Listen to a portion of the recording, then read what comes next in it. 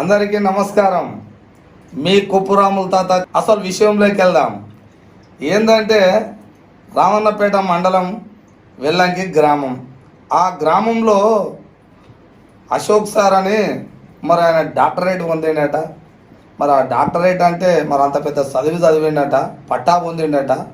మరి అతని దగ్గరికి వచ్చినాము ఈరోజు. నేను అడుగుతా మరి ఆ సారు ఎందుకోసం చదివిండు, ఎందుకు ఈ పట్టా పొందిండో మరి అతన్ని అడిగి తెలుసుకుందాం. చూస్తూనే ఉండండి మీ కొప్పురాముల తాత.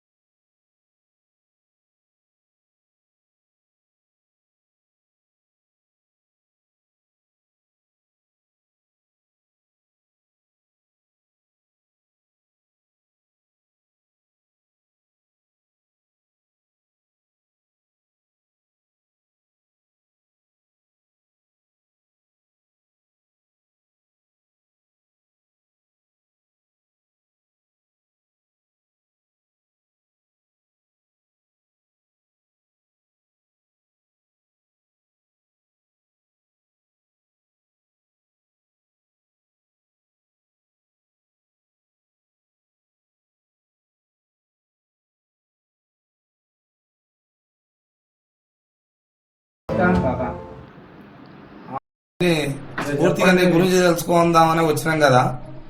ఇక మొత్తం మొదలు పెడదాం. మీరు ఎట్ట మొదలు పెట్టారు, ఏ నుంచి స్టార్ట్ చేసారు మీ చదువు అనేది అడుగుతా. ఫస్ట్ అయితే ఇవన్నీ చెప్పండి జర. తాత కొప్పుల రాముల తాత గారికి నమస్కారం. తాతగారు, నేను ఒక నిరుపేద కుటుంబంలో పుట్టడం జరిగింది. నేను ఒక అంశంపై వికలాంగులు విషాద గాథను ఎదుర్కొన్న సందర్భంగా ఈ అంశంపై నేను ఎంచుకోవడం, వాళ్లకు రాజకీయ చైతన్యం రావాలనే ఉద్దేశంతోనే నేను పిహెచ్డి చేయడం జరిగింది తాత. అంటే పిహెచ్డి అంటే రీసెర్చ్ చేయడం, వాళ్ళ కోసం పరిశోధన చేయడం. అయితే నా కుటుంబ నేపథ్యం వచ్చి, నేను పుట్టినప్పుడు దాదాపు 5 సంవత్సరాల వరకు మంచిగానే నడిచిన. మధ్యలో పోలియో వచ్చింది తాత. నాకు పోలియో రావడం ద్వారా నా కాళ్ళు చచ్చుబడ్డాయి. మా కుటుంబ నేపథ్యం, మా అమ్మ పేరు ఎర్రోళ్ళ నరసమ్మ, మా నాయన ఎర్రోళ్ళ మల్లయ్య. మేము 5గురం సంతానం. మాకు ఒక అక్క. నేను చిన్నవాణ్ణి తాత. కానీ ఈ వికలాంగుననే ఉద్దేశంతో ఎన్నో విషాద గాథలు, ఎన్నో అవమానాలు, ఎన్నో ఇబ్బందులు, ఆర్థిక పరిస్థితులు, నేను చదువుకోలేనంత స్థితిలో ఉన్నా నేను పని చేసుకొని చదవడం, ఎన్నో పనులు చేయడం, వికలాంగున్నైనా 100 రోజుల పని పోవడం, పద్మశాలి పని చేయడం, అదేవిధంగా బండ కొట్టడం, ఏదైనా పని బర్ల కాడి పోవడం, ఇవన్నీ చేసిన తాత. కానీ నాకు పిహెచ్డిలో చాలా ఇబ్బందులు ఎదురైనాయి. దానికి కూడా చాలా మంది నాకు సహకరించారు తాత. అందరికీ సహకరించినందుకు, వెల్లంకి ప్రజలకు నన్ను మంచిగా ఈ స్థాయిలో ఉంచినందుకు ప్రత్యేక థ్యాంక్స్ తాత. Okay okay. అంటే మీ ఒడిదొడుకులలో మీరు పుట్టిన కాంచ 5 ఏళ్ల దాకా బాగానే ఉన్నారు అయితే. అవును తాత, మంచిగా నడిచిన. పోలియో ద్వారా పోయిందన్నమాట. అవును తాత. పోలియో ద్వారా మీ అంగవైకల్యం ఉన్న వాళ్ళని ఈ రాష్ట్రంలో ఎక్కడైనా తాత ఎట్లుంటది అంటే, అసలు ఒక చెయ్యి లేకున్నా, ఓ కాలు వంకరున్నా, ఏదున్నా వాడితోటి ఏమైతుందబ్బా, ఏం చేస్తాడు, ఏం పని చేస్తాడు, ఏమైతుంది అనేది చూస్తారు. అవును తాత. అలాంటిది మీరు చెప్తుంటే, నేను 100 రోజుల పనికి పోయినా, బండలు కొట్టబోయినా, అదేంది సాలోలది మగ్గం అంటే చీరలు లేతాడు, చిటికీలు చుట్టడం, అవో చిటికీలు చుట్టడం, రంగులు అద్దడం, అంటే ఇన్ని పనులు చేసిరంటే మీరు, అంటే మీలో పట్టుదల బాగుందన్నమాట. అవును తాత. నా చెయ్యి లేదు, నా కాలు లేదు అనేది కాదు ఇక్కడ. లేదు తాత. నాలో సంకల్పం అనేది అంటే నీ కోరిక గట్టిగా ఉంది, నేను ఏదో సాధించాలి, నేను ఏదో చేయాలన్న తపన బాగుంది. అవును తాత. ఇప్పుడు వాస్తవానికి మన సమాజంలో ఈ రోజు మన డాక్టర్ బాబాసాహెబ్ అంబేద్కర్ ఆదర్శంగా నేను ముందుకు రావాలనే ఉద్దేశం తాత.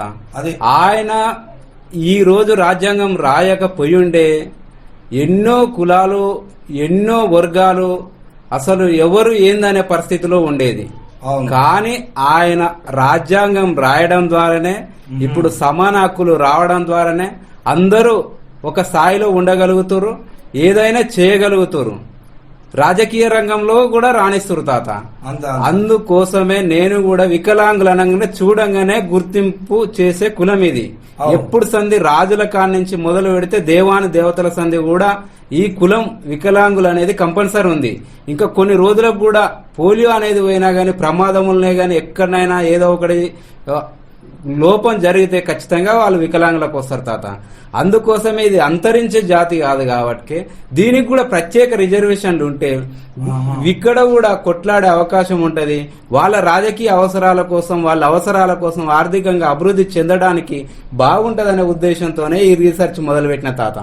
దీన్ని ఆదర్శంగా తీసుకొని కొంతమంది వ్యక్తులను కూడా పొలిటికల్ గా ఏ విధంగా రానిచ్చరు వికలాంగులు అనే అంశం తీసుకొని దీన్ని కూలంకుషంగా 150 శాంపిల్ తీసుకొని దీన్ని మొదలుపెట్టి దీన్ని పూర్తి చేయడం జరిగింది తాత. మీరు అవును తాత. అంటే వికలాంగులు అనగానే మేము దేంట్లో తక్కువ కాదు. అవును తాత. మేము దేంట్లోనైనా మేము ముందుండాలి. అవును తాత. మేము చేయలేనిది ఏముంది అనే పట్టుదలతోటే, అంటే ఆఖరికి రాజకీయాలలో కూడా మేమేం తక్కువ అసలు. అంతే తాత. మాకెందుకు రిజర్వేషన్ కల్పారు. అవును తాత. అనే దాని కోసం గట్టి పోరాటమే చేసినాం చదువు ద్వారా. అవును తాత. అబ్బా అబ్బా అబ్బా అబ్బా, ఇందులో మొత్తం మీద సక్సెస్ అయ్యా, పట్టా పొందినావు. అవును తాత.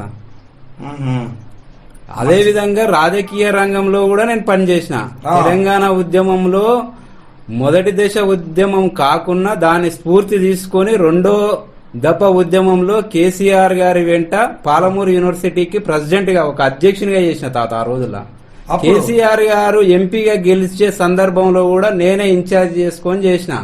అమ్మా కోదండ రామ్ సారు ఈటల రాజేందర్ వాళ్ళతో కూడా గ్రామంలో గాని రాష్ట్ర స్థాయిలో గాని సభలు ఏర్పాటు చేసి అంత చురుకుగా పాల్గొన్నా. ఎందుకంటే వికలాంగులంటే ఏంది, రాజకీయాల్లో ఎందుకు రాణించకూడదు, రాజకీయాల్లో రాణిస్తే వాళ్ళ భవిష్యత్ ఎలా ఉంటదో అనే ఉద్దేశంతో రాజకీయంగా కూడా ఎదుర్కోవడానికి కృషి చేసిన తాత.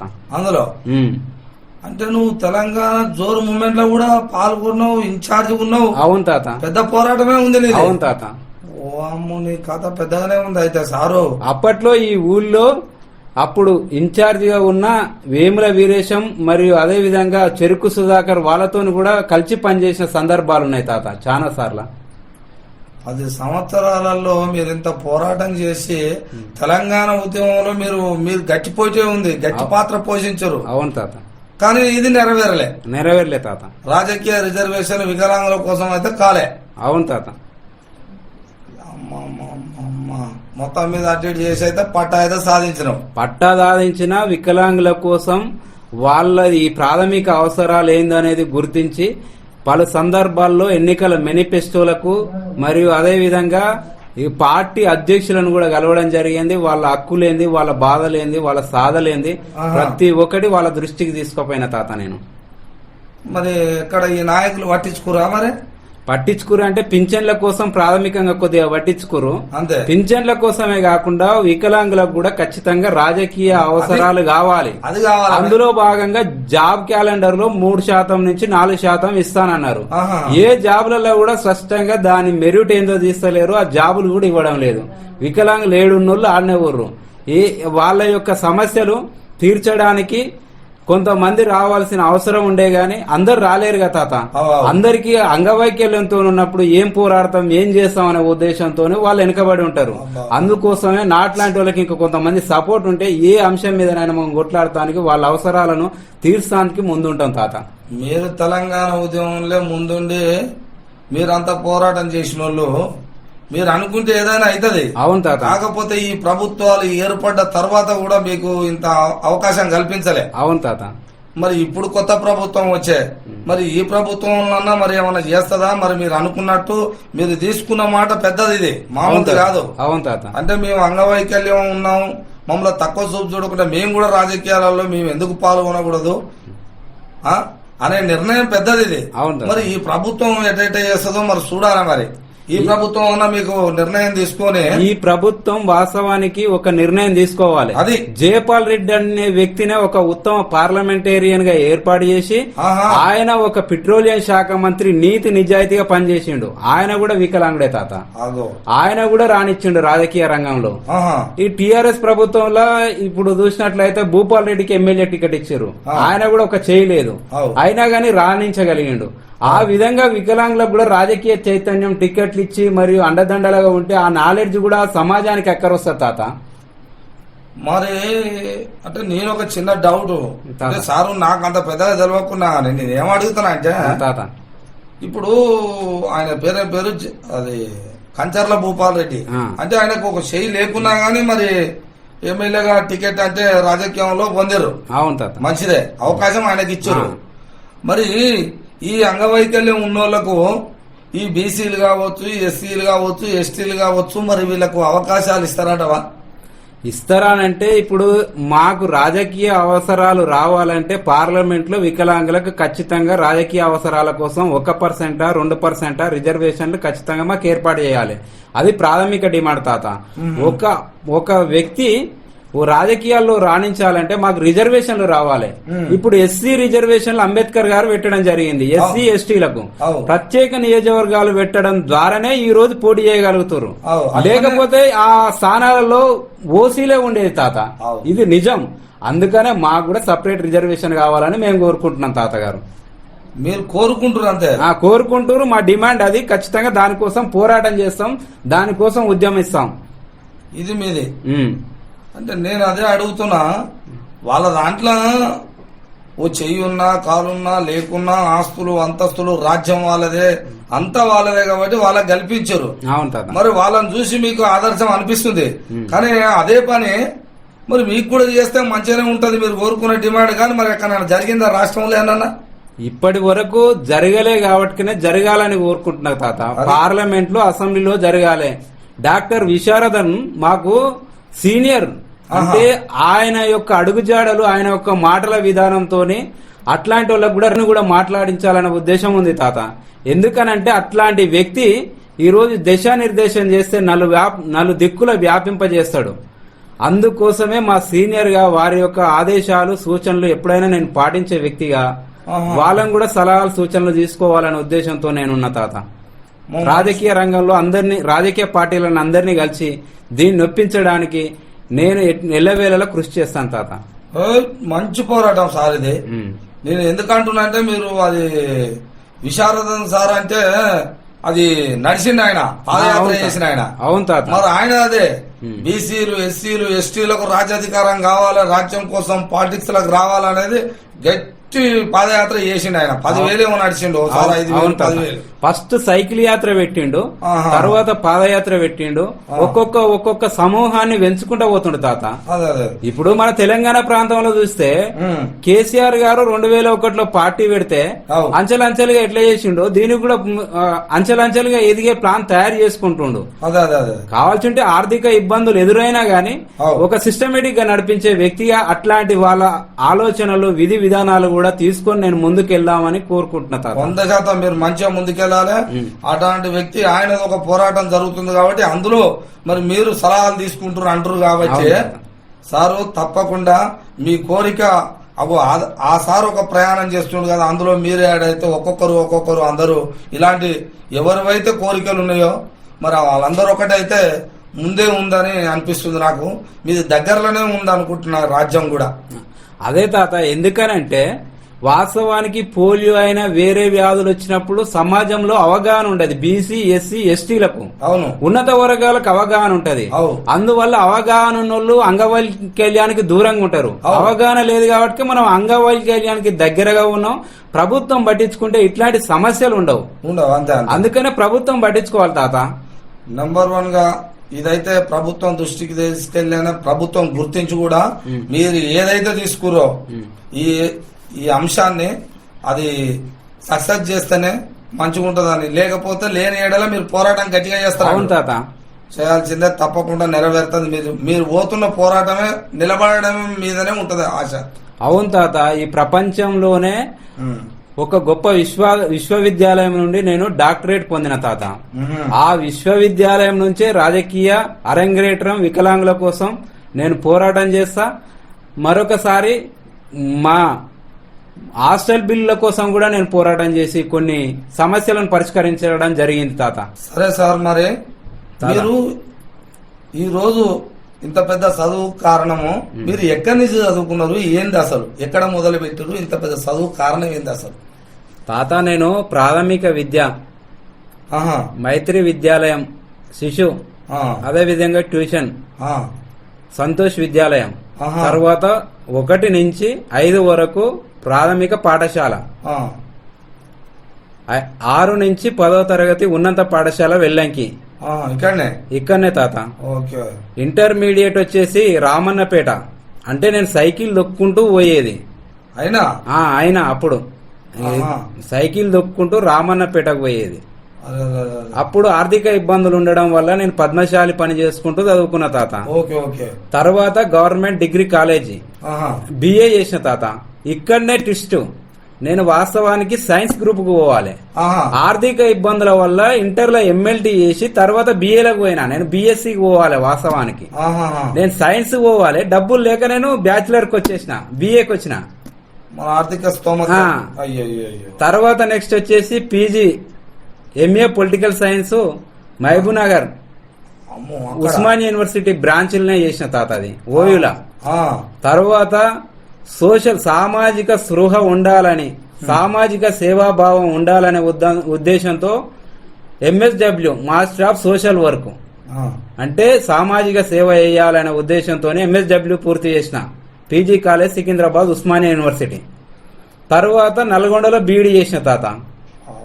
తర్వాత మాకు ఇన్ని ఇబ్బందులు ఎదురవుతున్నాయి, ఇట్లా సమస్యలు వస్తున్నాయి అనే ఉద్దేశంతో PhDలో జాయిన్ అవ్వడం జరిగింది.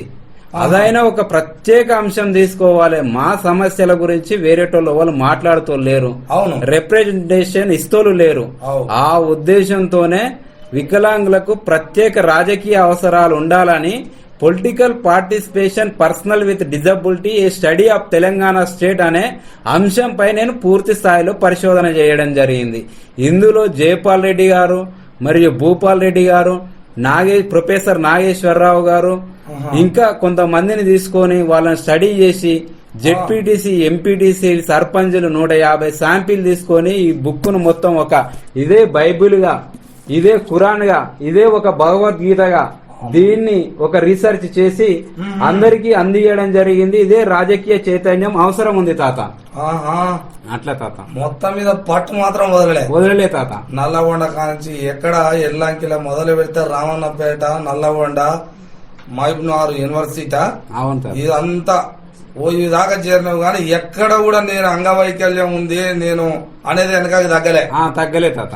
బాబా, నీ పోరాటానికి అసలు నీ కృషికి నేను తలకాయ వచ్చి నీకు నమస్కారం అని చెప్పాలి. థ్యాంక్ యూ తాత. ఎందుకంటే ఈ కాలంలో ఇప్పుడు నేను ఎంతో మందిని చూసుకుంటూ వస్తున్నా కానీ ఎవడు కూడా ఎక్కడ కూడా ఆ వంక చెప్పాను నేను నాకేం పని చేస్తుందా అని ఇంటికాడ ఉన్న వాళ్ళని చూసినా కానీ, మరి మీరు అంటే మీ ఉద్దేశం చూడు, మీరు చెప్తున్న మాట నాకు ఒకటి అర్థమైంది ఏంటంటే, మీ అంగవైకల్యం ఉన్నాక వికలాంగులుగా ఇట్లా ఉంటే మా గురించి మాట్లాడేటోడు లేడు. అవును తాత, అసలు అక్కడ పడ్డది మీది గట్టి బీజం, గట్టి సంకల్పం వచ్చింది తాత. అక్కడ తీసుకున్నాం అనమాట. మా కోసం అడిగేటోడే లేడు. అయినా అడిగాయి ప్రభుత్వాలు ఎందుకు అడుగుతాయి? అందుకనే ఎవరో ఎందుకు అడగాలి, మా కోసం ఎవరు ఎందుకు రిప్రజెంటేషన్ ఇవ్వాలి? అదేందో నేనే దాని మీద PhD చేసి ఆ పట్టా పొంది నా వాళ్ళ కోసం, ఈ రాష్ట్రంలో ఉన్న వికలాంగుల కోసం నేనే తీసుకుంటా. పాలిటిక్స్ లా కావచ్చు, దేంట్లోనైనా నేనే ముందుంటానే దాని మీద మొత్తం రీసెర్చ్ చేసినాం మొత్తం మీద. బాబా సరే సారు, మరి ఇవన్నీ తెలుసుకున్నాక ఒకటి అనిపిస్తుంది, ఈ PhD పట్టా పొందిన ఉస్మానియా క్యాంపస్ లో అంటే అసలు PhD అంటేనే చాలా పెద్ద చదువు తాత, మామూలుది కాదు అది. అసలు ఈ పట్టా పొందడానికి, అసలు నువ్వు ఆ పట్టా పొందడానికి అంత దూరం ఎట్లా పోయినావు? అసలు ఎట్లా సాధ్యమైంది నీకు? తాత వాస్తవానికి పిహెచ్డి చేయడం అంటే చాలా కష్టంతో కూడుకున్న పని. అదే మరి మా చిన్నప్పుడు మా తల్లిదండ్రులు, మా అక్క, మా అన్నలు అందరూ ప్రోత్సహించి నన్ను కొద్దిగా ప్రాథమిక విద్యలో వాళ్ళు కృషి చేయడం జరిగింది.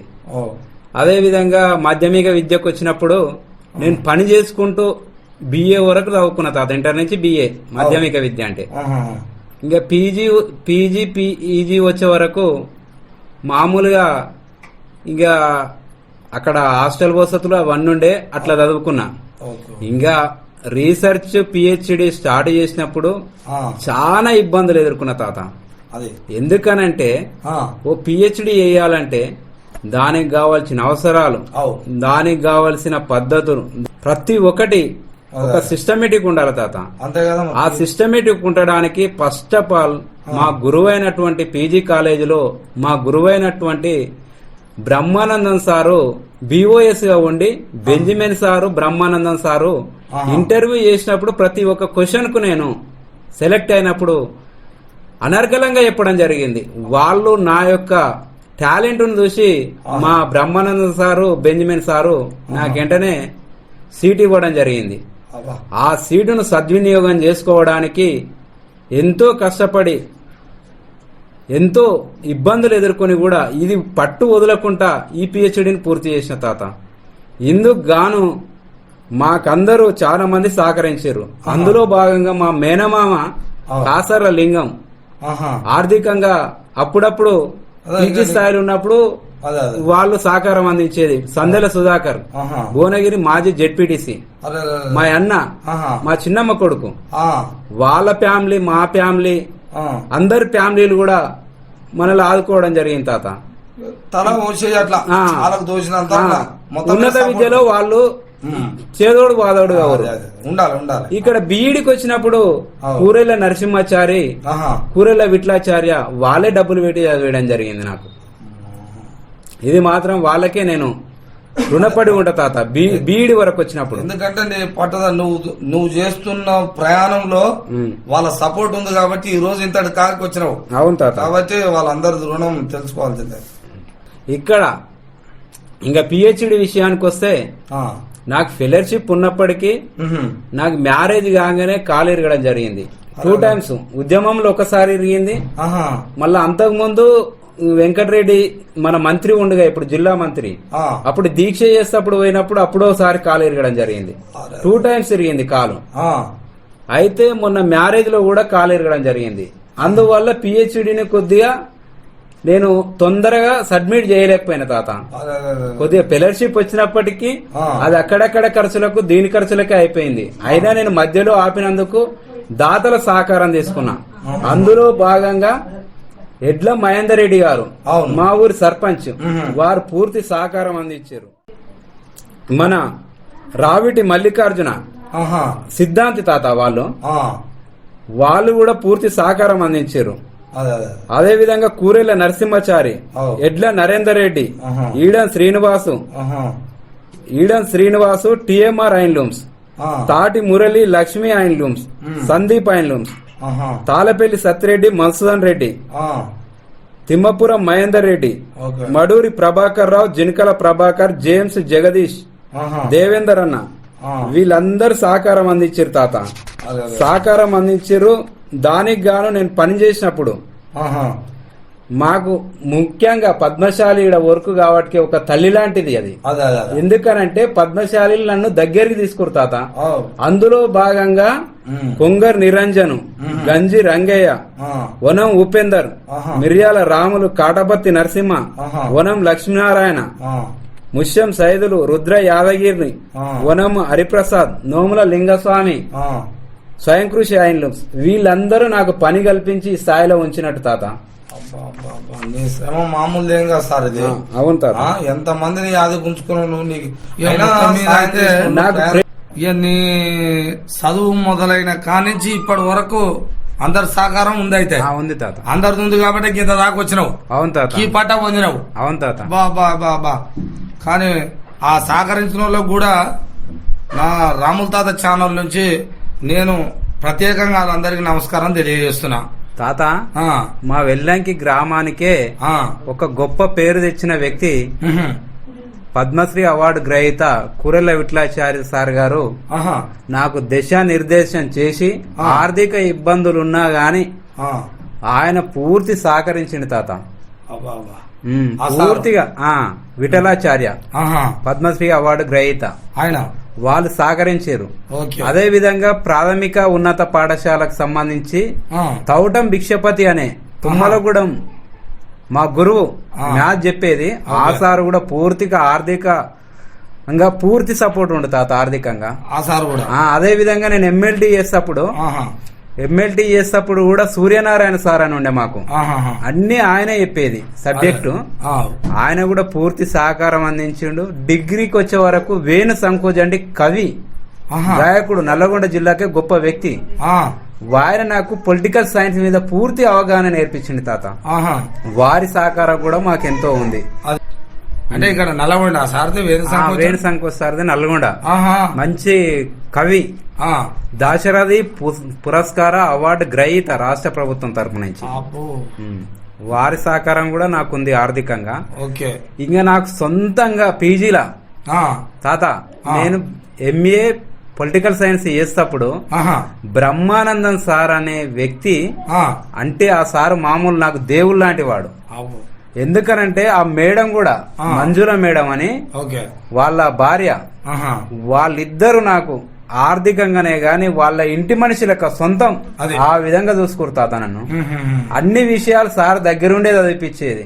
అది. అన్ని విషయాల్లో తోడ్పాటు ఉండు. ఉమ్, అదే విధంగా తాత ఉమ్, ప్రతి కష్ట సుఖంలో కూడా మా సారు బ్రహ్మానందం సారు తోడుగా ఉండు తాత. అదే, అదే. ఈ పిహెచ్డి కంప్లీట్ అయితానికి కూడా మా సార్ సహకారం ఉంది బ్రహ్మానందం సార్ గారు. మొత్తం మీద అవును తాత. ఇక అంత పెద్దోళ్ళ సహకారం అందరిది ఉంది కాబట్టి నువ్వు ఇంత పెద్ద అవును కొండ తాత. మీద. అవును తాత. నీకు అడుగడుగునా ఎక్కడ కూడా అందరూ సపోర్టే ఉంది. మా సర్పంచ్ గారు అదే విధంగా ఆ, మా సర్పంచ్ గారు అయితే ఉమ్, ఎట్లా అంటే ఈ ఊళ్ళో ప్రతి ఒక్కరి సహకారం అందించిండు.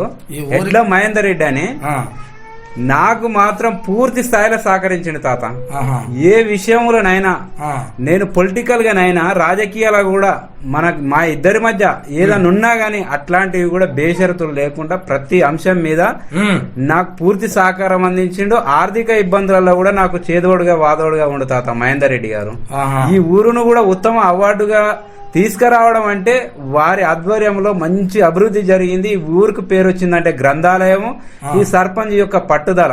ఆ. అంతే తాత. అదే విధంగా మా అన్న ఉండు సందల సుధాకర్ అని, ఆహా. నాకు బట్టలు లేని పరిస్థితి తాత.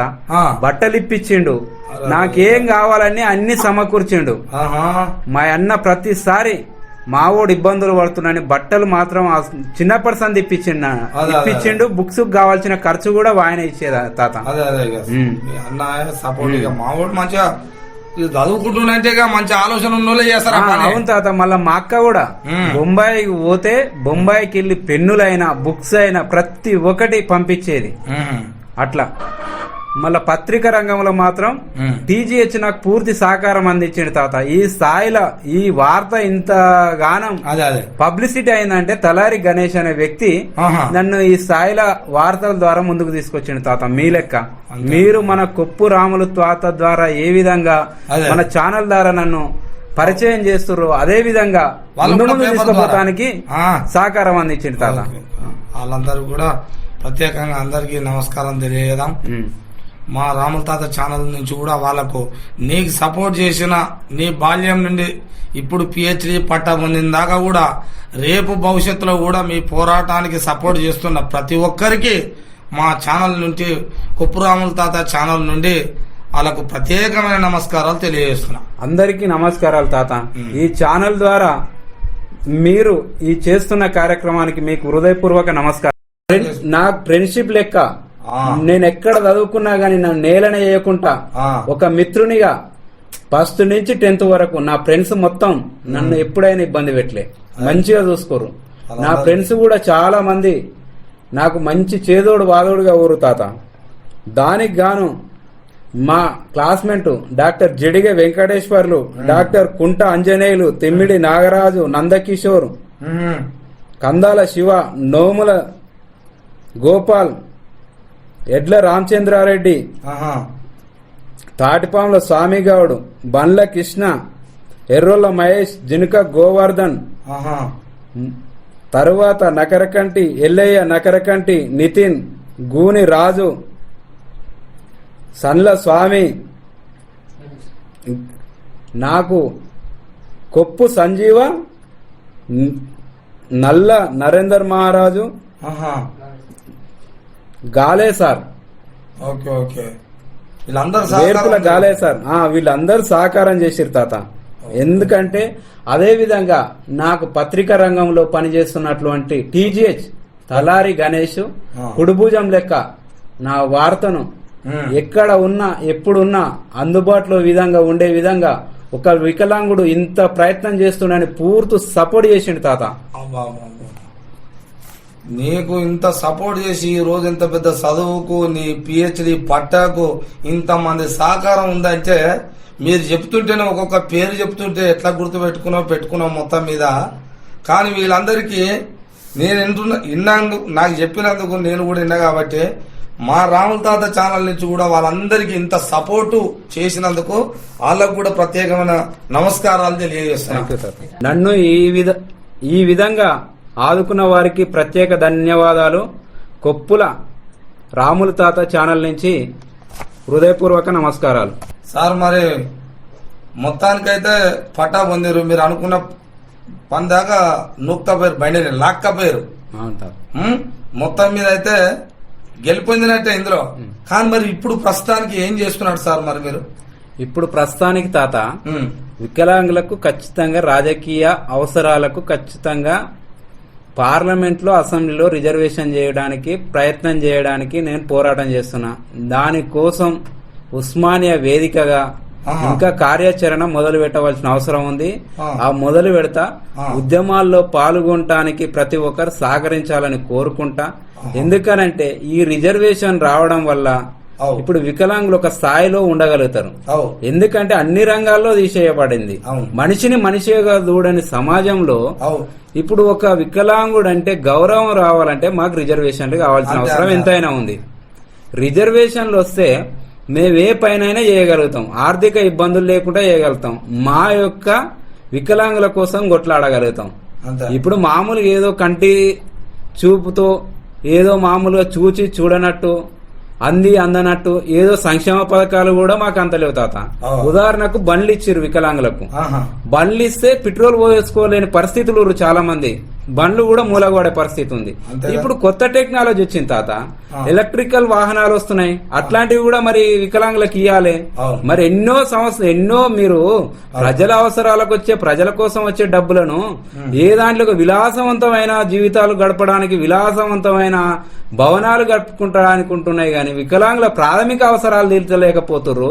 ఈ ప్రాథమిక అవసరాలు తీరాలంటే మాకు ఒక రిప్రజెంటేషన్ గా మాకు ఒక ఎమ్మెల్యేనో ఎంపీనో మాకు రిజర్వేషన్ ఉంటే ఖచ్చితంగా మా అవసరాలు మొత్తం మాకు వస్తాయి కదా, మేము కొట్లాడగలుగుతాం కదా. మా ద్వారా ఫైట్ చేసే కొంతమంది తయారవుతారు కదా. మరి ఎప్పుడైనా వికలాంగులు అనేది అంతం లేదు కదా తాత. ఎప్పుడు ఏదో ఒక రూపంలో వికలాంగులు అయితే తయారైతేనే ఎవరు.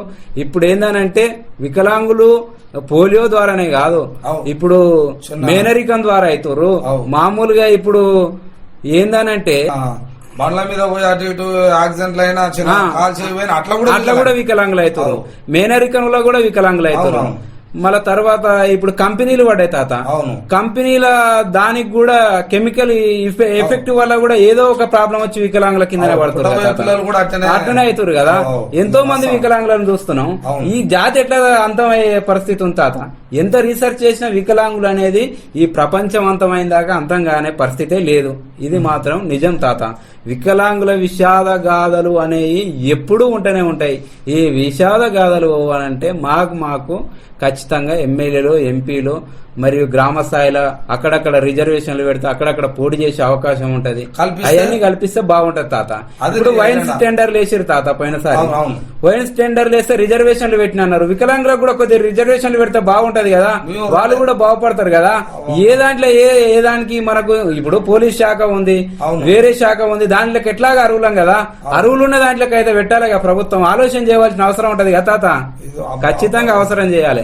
మేము సాధించేటువంటి మేము చేయాల్సినటువంటి పనులలో మేము ముందుంటాం. అంతే మాకు రిజర్వేషన్ పక్కా అంతే కల్పించాలి తాత. అంతే కల్పించకపోతే ఎంతటికైనా సిద్ధమే. అంతే తాత. మా కోసం నువ్వు కూడా పోరాటం చేస్తానుకో, అంతే మేమే చేసుకుంటాం, మేమే నిలబడతాం. అవును. మా కోసం మా దాంట్లో నుంచే ఎమ్మెల్యే కావాలి, ఎంపీ కావాలి. మా అవసరాలు ఏం తీర్చుకోవాలో మేము తీర్చుకుంటాం. అంతే తాత. నువ్వు నిన్నే ఎంతకాలం రాజ్యాంగం రాసి 70 సంవత్సరాలైనా దేశం ఏర్పాటైనా రాష్ట్రం మన భారతదేశానికి రాజ్యాంగం వచ్చి 75 సంవత్సరాలు గడిచినా ఇప్పటిదాకా వికలాంగులు అనే ఒక జాతం అడుగున పడిపోయింది. కానీ ఇప్పటిదాకా ఆ జాతిని అంటే వికలాంగులు అనే ఒక జాతిని అనేది కూడా పోగొట్టలే, అది అట్లనే మరుగున పడిపోయింది.